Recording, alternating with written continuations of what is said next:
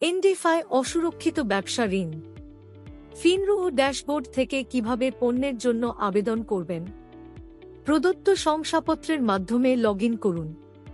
এখন ফিনরুহের ড্যাশবোর্ড থেকে পণ্য বোতামে ক্লিক করুন। আপনি ঋণ, কার্ড এবং বিনিয়োগের মতো বিভিন্ন পণ্য দেখতে পারেন। লোন অপশনে ক্লিক করুন। Business loan option A click করুন। এখানে আপনি সমস্ত ব্যবসার ঋণের বিকল্প দেখতে পারেন। এখন এনডিফাই আনসেকিউরড বিজনেস লোন এ যান, অ্যাপ্লাই বাটনে ক্লিক করুন।